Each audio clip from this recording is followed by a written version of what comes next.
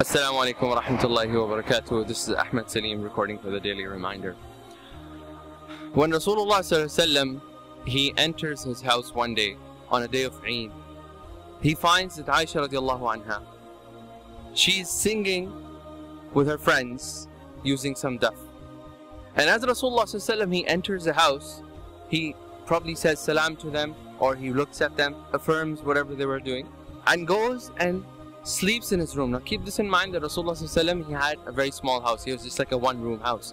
So he sleeps, he goes to his bed, he takes the cloak that he would have and he covers himself up and looks towards the wall, as if looking away from Aisha radiallahu anha and her two friends.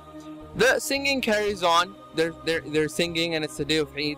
And Abu Bakr radiallahu anhu, at that point, he hears the sounds of this duff, this music that's playing, and he couldn't take it. So he comes into the house, and he's like, "What is this? The sounds of shaitan in the house of Nabi sallallahu alaihi wasallam." At this point, Rasulullah sallallahu he gets up from his bed, he takes off the cloak, and he tells Abu Bakr, "Da'hum Aba Bakr, leave them, Abu Bakr. فَإِنَّ هَذَا يَوْمُ الْفَرَحِ وَإِنَّ هَذَا يَوْمُ الْعِيدِ."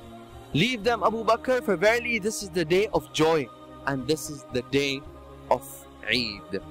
At that point, Abu Bakr and Rasulullah sallallahu they carried on talking. Aisha radiallahu anha carried on singing songs and enjoying her time with her young friends. And then, moments later, she stops and she kind of like gives them a rams, she gives them a signal saying, "Go ahead, you guys can leave now."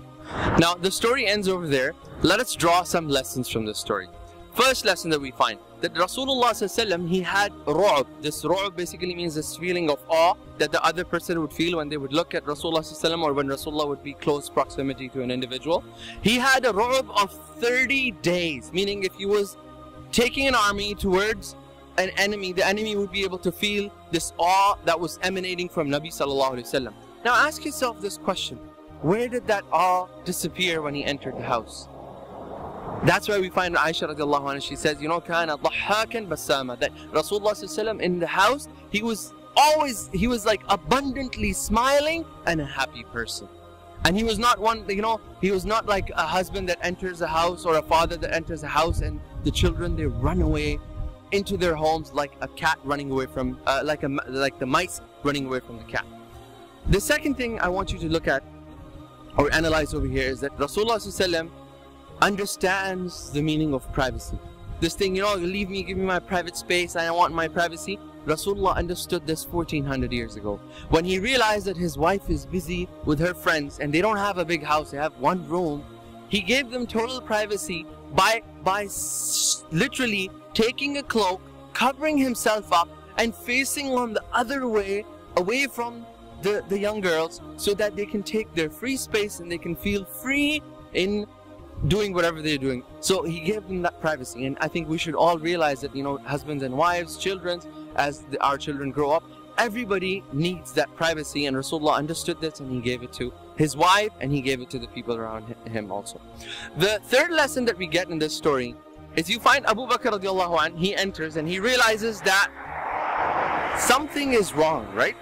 This duff being played in the house of Nabi sallallahu alaihi wasallam, all of this was too much for Abu Bakr to take. So he enters the house thinking he's rectifying the situation. And at that point, Rasulullah sallallahu alaihi wasallam, he stops Abu Bakr from interfering in his housely affairs, in his marital affairs. Although he's Abu Bakr, his opinion is going to be one of the most honest opinion, one of the most closest opinion to what Allah subhanahu wa ta'ala would have revealed.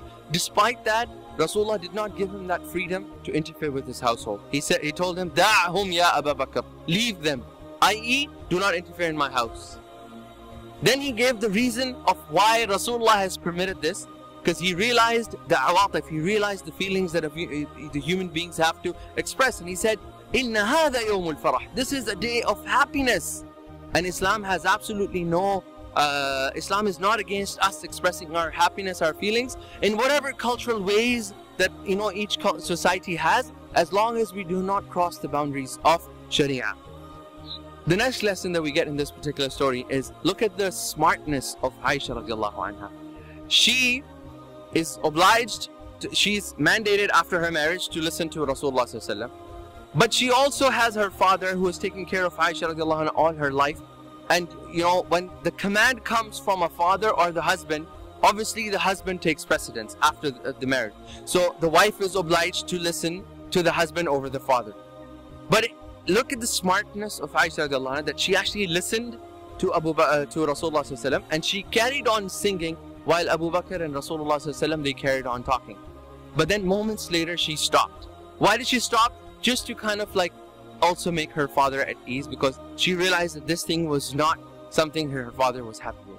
And oftentimes it's that dilemma that all of us are stuck in, which is how do we make our husbands happy and our parents happy at the same time? You just got to be smart, and you know, you just got to play it smart and ask Allah subhanahu wa ta'ala that He gives us tawfiq. This is Ahmad Saleem signing off for Daily Reminder.